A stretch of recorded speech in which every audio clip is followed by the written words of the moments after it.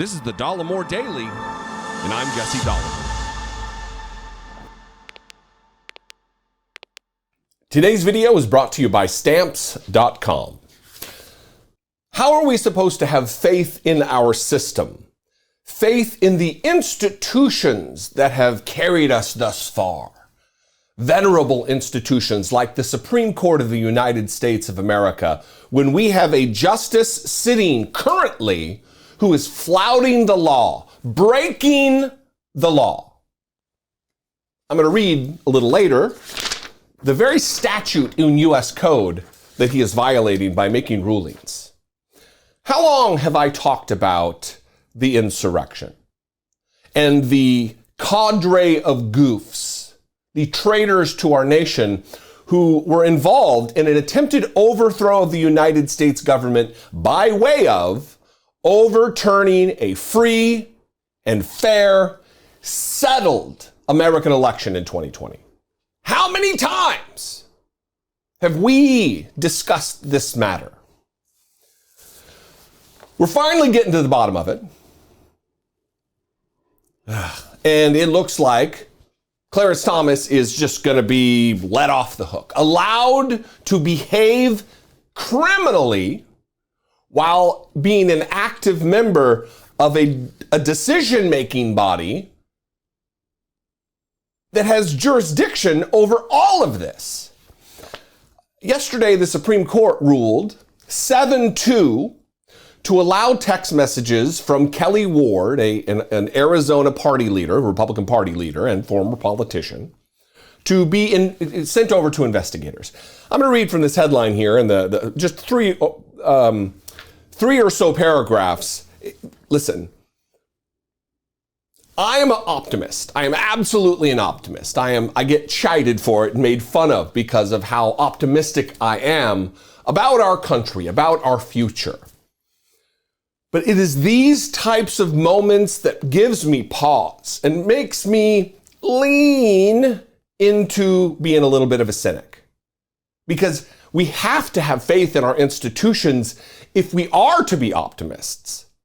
And when I lose faith in institutions, like I am rapidly losing faith in our Supreme Court, it leaves us in a tough spot. I'm going to read from this AP headline. I'm going to tell you how Clarence Thomas is breaking the law. And I'm going to read just two paragraphs from a Washington Post article in May that really does implicate Jenny Thomas, the wife of Clarence Thomas, which leads to his illegality. But before I do that, a word from today's sponsor, Stamps.com. November is always crunch time around here, as we have tons of year-end gifts to get out the door.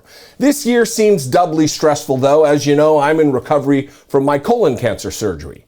And that makes getting to the post office and navigating all of that just a little bit more stressful. Thankfully, though, we rely on Stamps.com. Having an account with Stamps enables me to mail and ship anytime, anywhere. All you need is a computer and a standard printer.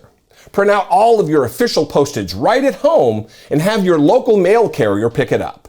Entirely skip the hassle of the post office. This holiday season, why not trade late nights for silent nights and get organized with Stamps.com. Go to Stamps.com/Dollemore right now for a special offer that includes a 4-week trial plus free postage and a free digital scale. No long-term commitments or contracts. Using Stamps.com, you won't only save yourself time, but also, and maybe more importantly, money as well. With Stamps, you access discounts you simply cannot find anywhere else, like up to 30% off of United States Postal Service rates and 86% off of UPS rates. Stamps also works seamlessly with Shopify, Amazon, Etsy, and plenty more. Over 1 million businesses have used Stamps.com for more than 20 years. So why not let that other guy lug around a huge stack of presents? Head to Stamps.com/Dollemore to lock in a 4-week trial that comes with free postage and a digital scale. There's zero risk. Go to Stamps.com/Dollemore and you'll be saying bah humbug to the post office this year. All right, let's get into this. Let's dive into the details here.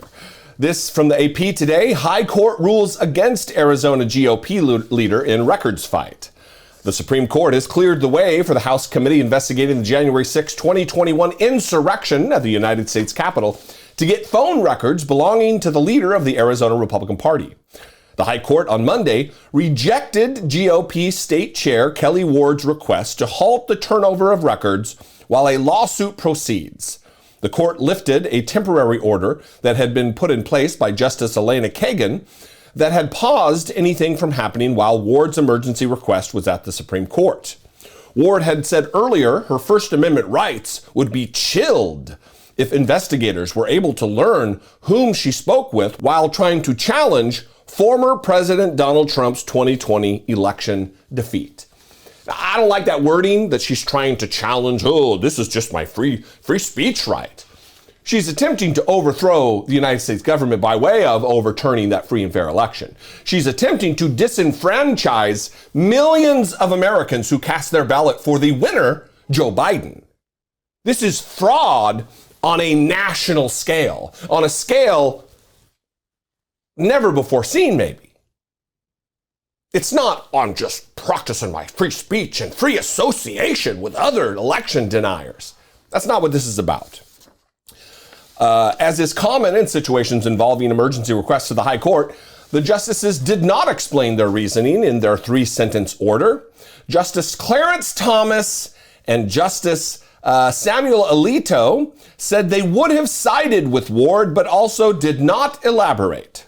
Thomas's wife, Jenny Thomas, is one of the people who is interviewed by the January 6th committee and has stood by the false claim that the 2020 election was fraudulent. She has urged Republican lawmakers in Arizona after the election results to choose their own slate of electors. Which is an extra constitutional measure. It is unconstitutional. Let me remind you of her absolutely unpatriotic, un-American, anti-democratic actions that she took after the election in 2020. This is from the Washington Post in May of 2022. Jenny Thomas, wife of Supreme Court Justice, pressed Arizona lawmakers to help reverse Trump's loss, emails show. Virginia Jenny Thomas, the conservative activist and wife of Supreme Court Justice Clarence Thomas, pressed Arizona lawmakers after the 2020 election to set aside Joe Biden's popular vote victory and choose, quote unquote, a clean slate of electors, according to emails obtained by the Washington Post. The emails sent by Jenny Thomas to a pair of lawmakers on November 9th, 2020, argued that legislators needed to intervene because the vote had been marred by fraud. Though she did not mention either candidate by name, the context was clear. There is no evidence of any fraud that anyone ever provides. It's just this nebulous claim that there was fraud. Just days after the media organizations called the race for Biden in Arizona and nationwide, Thomas urged the lawmakers to, quote, stand strong in the face of political and media pressure. She told the lawmakers, remember, we're talking about Jenny Thomas, Clarence Thomas's wife. She told the lawmakers that the responsibility to choose electors was yours and yours alone, and said they had power to fight back against fraud. So look, it is very likely that Jenny Thomas, without a doubt, it is very likely that she was in contact with Kelly Ward as well. That her text messages, her email address is going to be found among the emails that they are investigating with Kelly Ward. That the Supreme Court just said, yeah, they can go ahead and do it. But that Justice Thomas said, no, I do not agree that Kelly Ward should have to turn over her emails and her phone records that my wife's number and email address will likely be found in. And this is a flagrant violation of the law. The thing that Clarence Thomas rose his right hand. It's one thing when a politician, a dum-dum like Donald Trump, doesn't abide by his sacred oath to support and defend the Constitution of the United States. It's bad, to be sure. But it's another thing entirely when Justice Justice Clarence Thomas does the same thing. I bring your attention to 28 U.S. Code, Section 455, disqualification of justice, judge, or magistrate judge. Disqualification of justice, Clarence Thomas. Section A, any justice, judge, or magistrate judge of the United States shall disqualify. Now here's the rub here. It's not may disqualify themselves. It's not, you could do it, you could not. Hubba-da. Come see. Come sa. If you want to, shall. Any justice, judge, or magistrate judge of the United States shall disqualify himself in any proceeding in which his impartiality might reasonably be questioned. It's reasonably being questioned, Clarence. Subsection B, he shall also disqualify himself in the following circumstances. Subsection 5, he or his spouse or a person within the third degree of relationship to either of them or the spouse of such a person.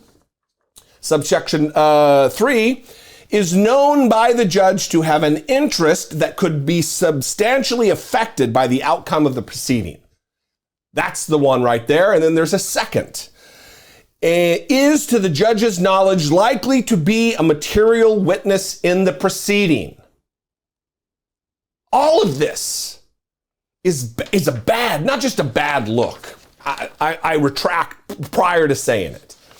All of this indicates to me that I'm looking, where are the Democrats calling for his impeachment? The first order of business when the House gets back to work, if indeed we have a Democratic majority, which is unlikely, should be to impeach and remove from the bench Clarence Thomas, who is laughing at all of us. Because what are you going to do? What are you going to do, peasants, paupers? Yeah, I'm absolutely breaking the law. I'm absolutely violating my oath to the Constitution of the United States, the document of which I'm supposed to be a scholar. I am the final arbiter. I'm one of 9 final arbiters of this document, and I'm just shitting all over it, says Clarence Thomas. He needs to go. This is far and away enough to get rid of him. What do you think? I'd love to know. You can call, leave me a brief voicemail, 714-576-4054. Of course, you can email me daily at dollemore.com. Thank you for your time and attention. Follow me on social media, at Dollemore, Instagram, Twitter, TikTok, at Dollemore. If I do something for you, if the little research that I do here brings you value, please consider supporting my work. Click the join button below this video. Become a channel member for $1.99 a month. You can help support my work right here on YouTube, or you can go over to patreon.com/IDoubtItPodcast. Both those are great ways to support what I do here. That's not just for the podcast, which is something you should already be subscribed to and listen to. I love you guys. I appreciate you very, very much. We're going to get through this. It's just going to take some time. And there we are, the optimist in me once again, rearing his ugly head. I love you guys. I appreciate you very much. I'll see you next time. Until I do, be genuine. Take care of one another.